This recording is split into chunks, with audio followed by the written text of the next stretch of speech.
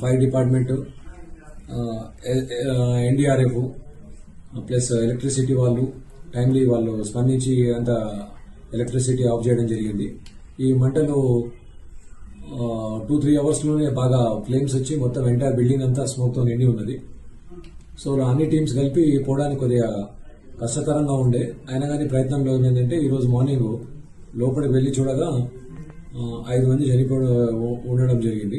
దాంట్లో 2 వాచ్మెన్ పిల్లలు, ఒకరేమో వాళ్ళ హౌస్ కీపింగ్ ఉమెన్ ఉన్నారు, 2 వాళ్ళ ట్రాన్స్పోర్ట్ చేసే ఆటో డ్రైవర్స్ ఉన్నారు.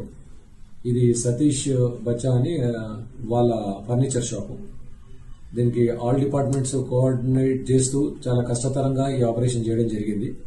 నేను కలెక్టర్ గారు, సిపి గారు, ఆల్ డిపార్ట్మెంట్స్ హెడ్లు అందరూ అక్కడనే ఉండి ఇదంతా పర్యవేక్షించడం జరిగింది. ఈరోజు ఉదయం వాళ్ళందరినీ పోస్ట్మార్టం చేసి వాళ్ళ స్వస్థలంకి పంపించడము అయిపోయింది. దానికి ఆర్డీఓ వీళ్ళు వచ్చి ఎంక్వైరీ చేయడం జరిగింది.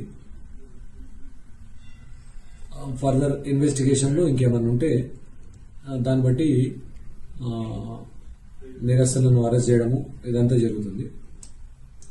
ప్రస్తుతానికైతే సతీష్ బచ్చా పైన కేసు చేయడము.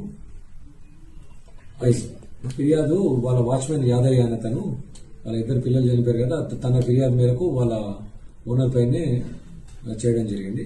దీన్ని ఫైర్ యాక్సిడెంట్ మరియు మేజర్ సెక్షన్లు పెడుతూ అతని పైన కేసు చేయడం.